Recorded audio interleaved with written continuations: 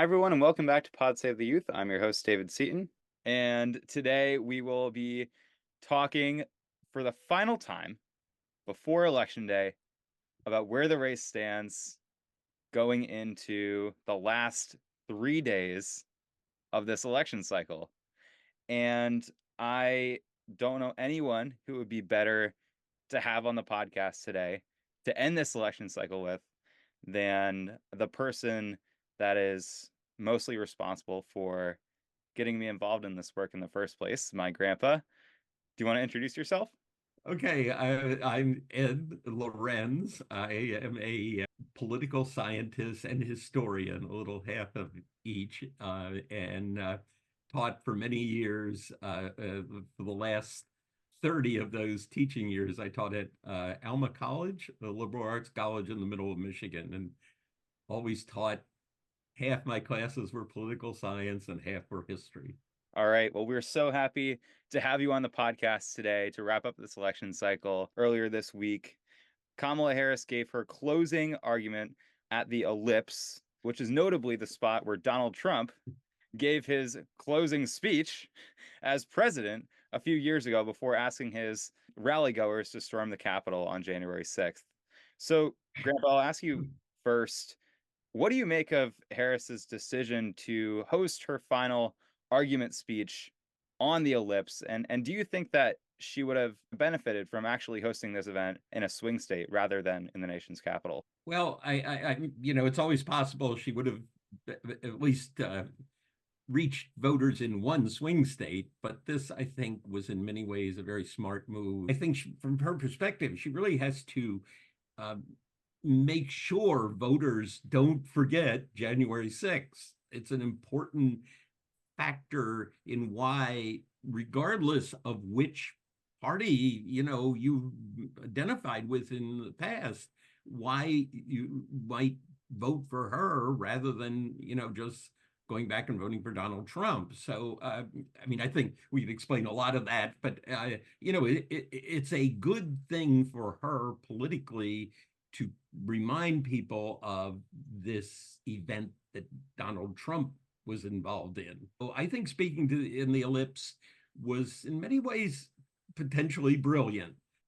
Yeah, definitely. And this is also a continuation of her focus on, Donald Trump's dangerous extremism in the fact that she has been, for the past few weeks, going to swing states alongside over 100 Republican lawmakers or former Republican lawmakers from across the country, including notably former Congresswoman Liz Cheney, Yeah. and focusing her message in the final weeks on January 6th, kind of trying to break through that Trump amnesia that a lot of Americans have right now. But in Kamala Harris's speech, one thing that she did in her closing argument was highlight the differences between her and the Biden administration. She said that she, in contrast with the View interview a few weeks ago, that I think her campaign kind of viewed as one of the major gaffes of this pretty flawless otherwise campaign.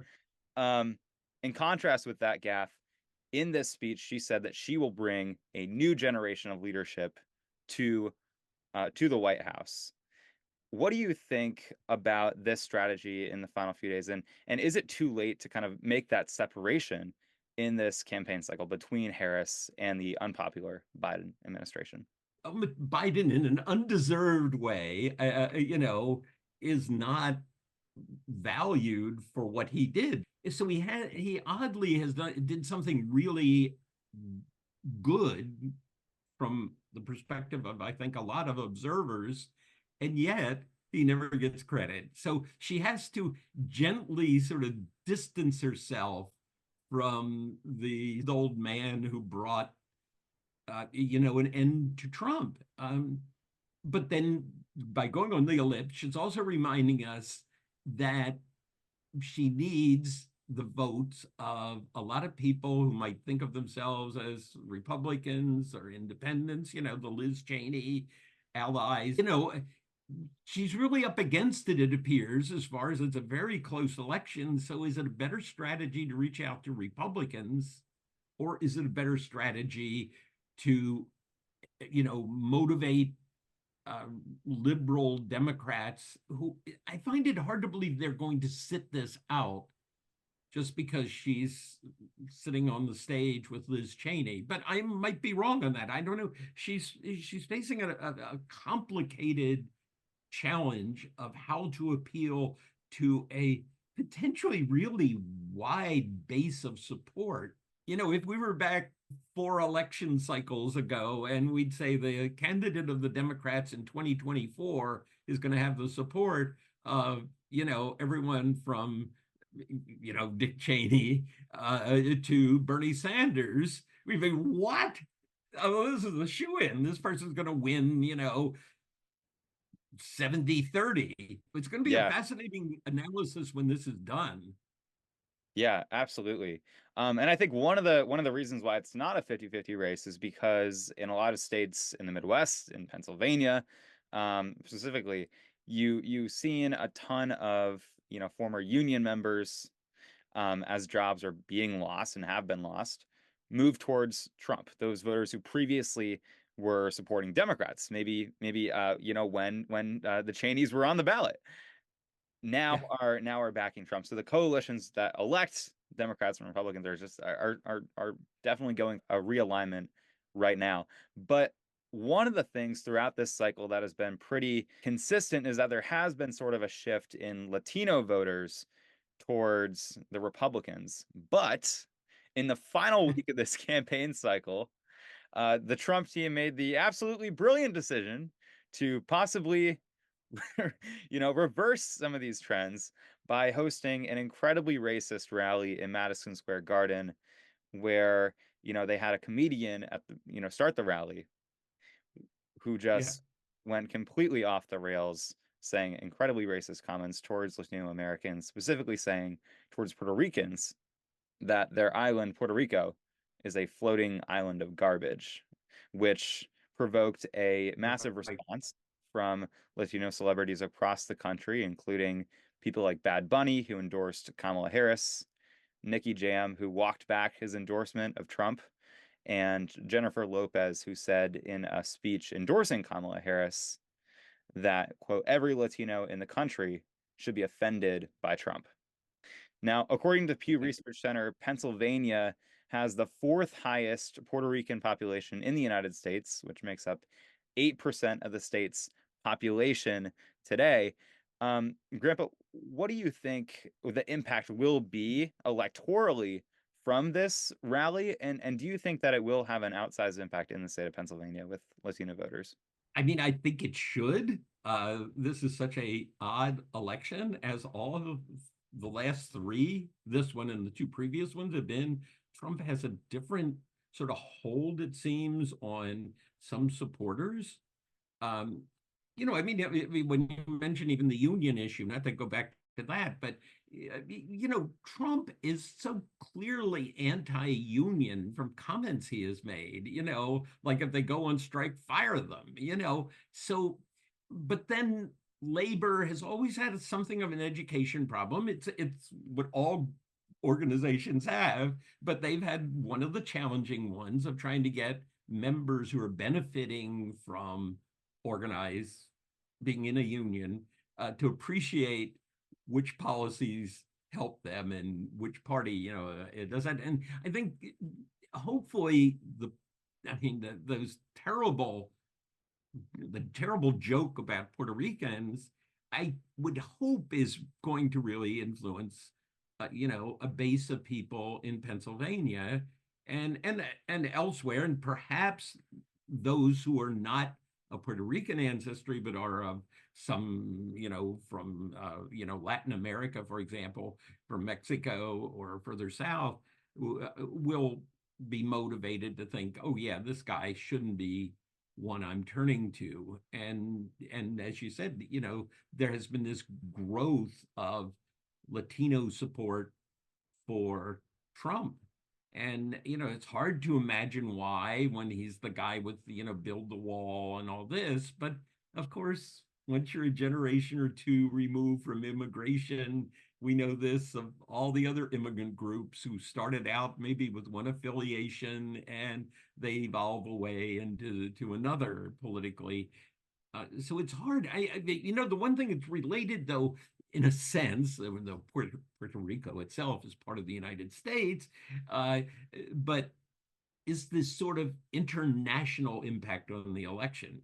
Gaza, for example, living in Michigan as, I do, we have this, if want Kamala to win, we have this fear that Palestinian Americans, people of, Palestinian or Middle Eastern ancestry who live in Michigan, and we have the largest population of people with that profile, in the country, are really mad at the Biden administration for its support of Israel. And so is that going to play a factor? The other thing that has been mentioned, Michigan also has a large population of Ukrainian Americans, and they, if anything, are more hostile to Trump now because he's basically threatening to abandon his, our support for Ukraine. So, I mean, how is foreign policy playing a role in this? And that's going to only be clear after the election. But it could be a real blunder on Trump's part, especially having this rally at Madison Square Garden, which was totally not needed by his campaign. I mean, he isn't going to carry New York. What was he doing wasting his time in, New York? And one of the things that I've been fascinated about, and we kind of talked about in the last episode, was the fact that throughout this campaign and throughout Trump's presidency, he has kind of been immune to the traditional effects that gaffes on the campaign trail can have, right? I mean, even like January 6th, like if for another candidate who clearly, in my opinion, incited a riot to storm the Capitol, I would think that would be career ending, political career ending. Yeah. There's just so much there that people tend to kind of not let Trump's extreme message break through. But this is different. This seems to have broken through. And also, there's not a lot of time anymore for Trump to pick up the support that he has lost because of this comment. And I think it's almost more notable that he wasn't the actual person who made this comment. His team collectively made the choice to allow these comments to go into their message. They weren't, they weren't just Trump being crazy, just Trump being Trump. They were actually the views that the campaign approved to be spoken by someone who is not Trump on the trail. So I And thought he that won't disavow him. He exactly, could, exactly. you know, This is what the campaign supports in their final message. So that's all to say. The messages from the two candidates in the closing days of this campaign could not be more different. But that said, the polls are still incredibly close. There's been basically no change in the national polling since last time we talked on this podcast.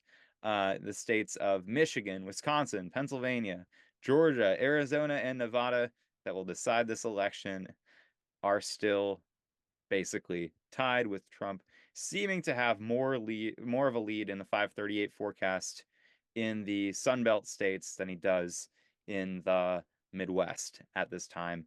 But Grandpa, do you think that these polls are accurately capturing the sentiment of the electorate in this moment, or do you think that there is, especially in states like Michigan, that the polls have overcompensated for Trump's support in 2016 and 2020, and we're going to see a similar thing um, in terms of Democratic overperformance of the polls yeah. that we saw in 2022?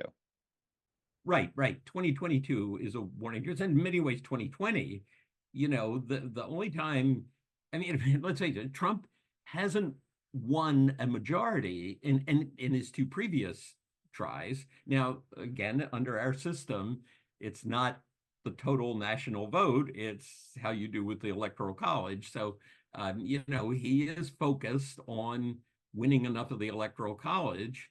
But anyway, I do think there's a problem with polling. I mean, going back all through modern, American political history, I think there have been a lot of serious criticisms of the of polling.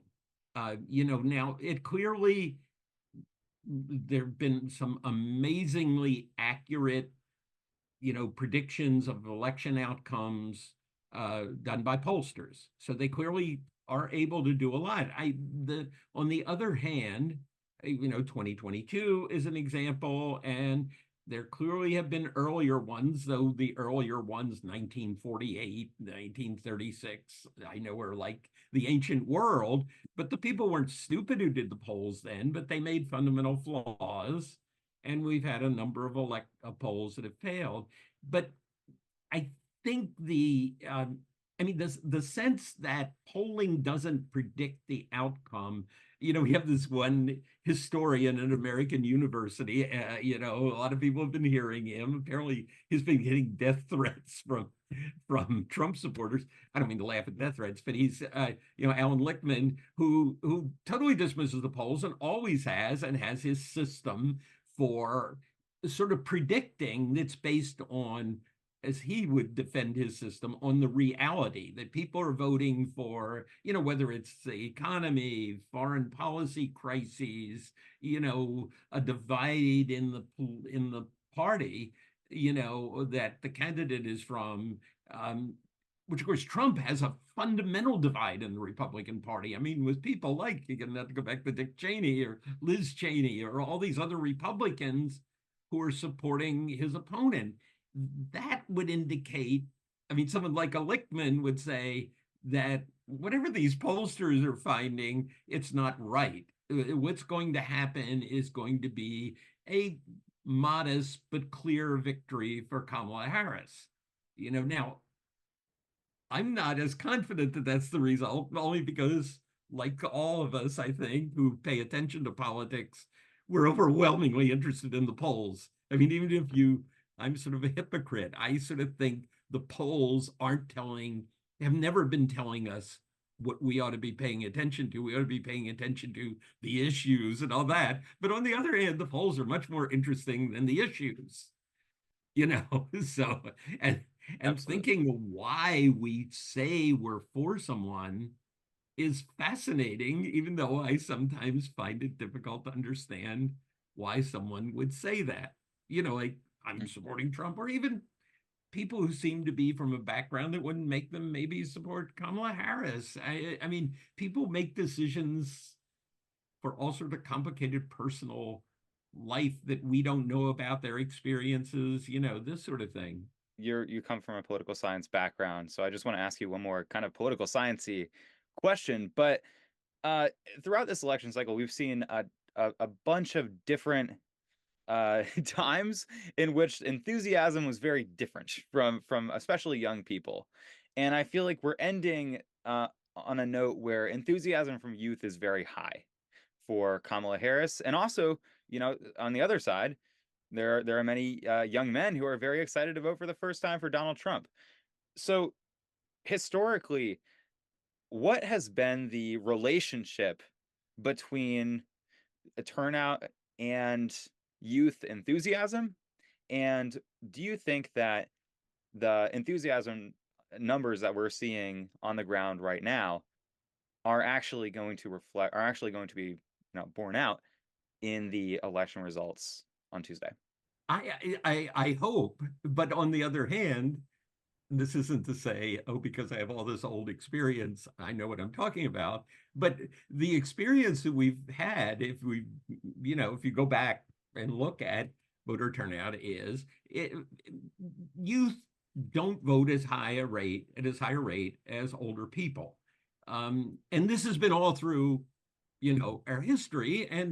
The people who try to explain this have pointed out, well, a lot of identity with politics isn't just based on what happened the first year you voted. You can be enthused about Kamala Harris or Donald Trump if you're, just passing the voting age. But in order to become a diehard Republican or diehard Democrat, you have to vote a number of times for the party, because very often someone will vote one way We know in studies of young voters, and then the next election cycle, they vote for the other party because they weren't impressed by what happened after they voted that way. And then slowly, as you age, I mean, when you get to be people like me, we never change. That's not a virtue either. We just, the older you get, the more you just vote the way you always have been voting. And it's actually common sense in both ways, because when you're young, you're trying to figure out the system and you're processing this information from different sources. And then after you vote a certain way, you watch, did voting Democratic really help? Or were there all sorts of problems? And then you move away from that decision. By the time you're in middle age or older, you often just do not change. Now, people do. It's not like it's ironclad. In fact, one of the things that Trump has been able to do is apparently dip into a lot of people who have voted for years before him for Democrats. And it's almost, I mean, to give him slight amount of weird credit in a way, he is, in some ways, it seems almost brilliant in understanding how to communicate with a certain segment of the population. And, I can recall when he ran in 2016, we used in class every 4 years, I taught a presidential election class at the same time as the election. And I remember still, it was on the media. There were interviews in West Virginia about who was going to vote, which way. And West Virginia, if you went back to even around 2000, was one of the most solid Democratic states in the country, and voted Democratic in election after election for president, that sort of thing. There was a guy I remember who was interviewed, an old like miner who had a picture of John F. Kennedy on his wall, who was voting for Trump in 2016.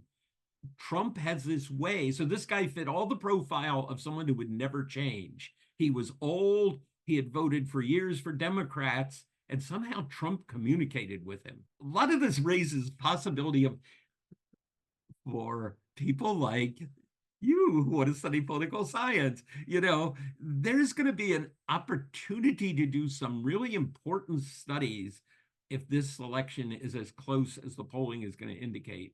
Why do these people, and I mean, Democrats especially need to figure this out. Why are so many people so loyal to Trump, despite his real obvious Absolutely.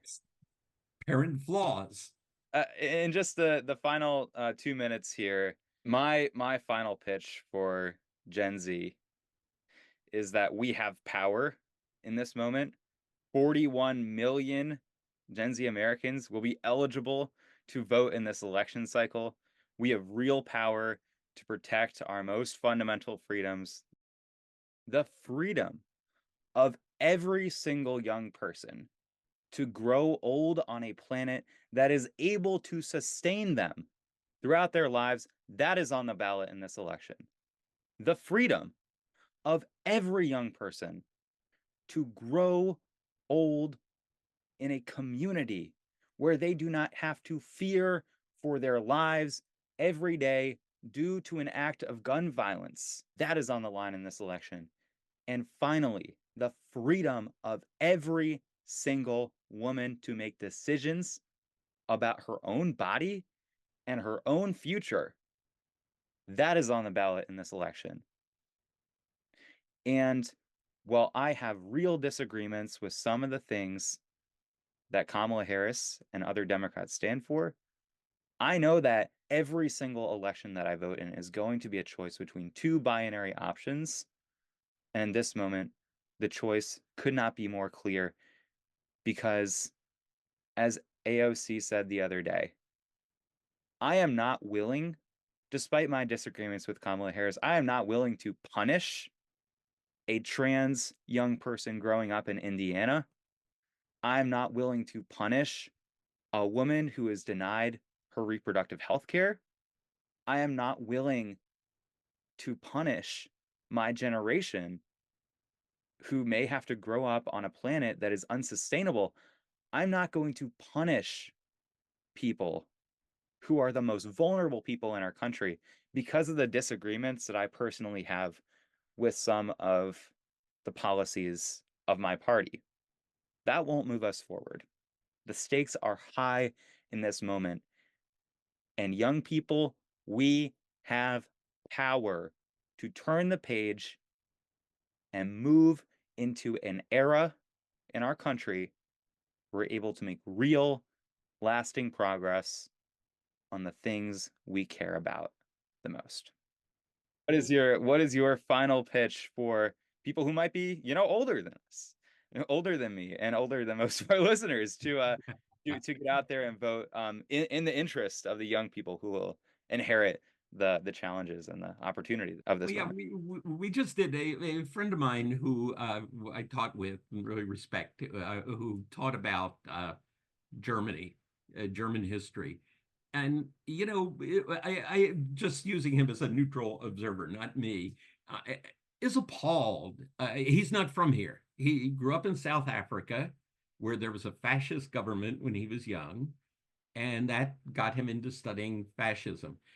He's appalled that the United States has gotten to where we are today, and loves the country. It provided him a refuge from apartheid in South Africa, a generation ago.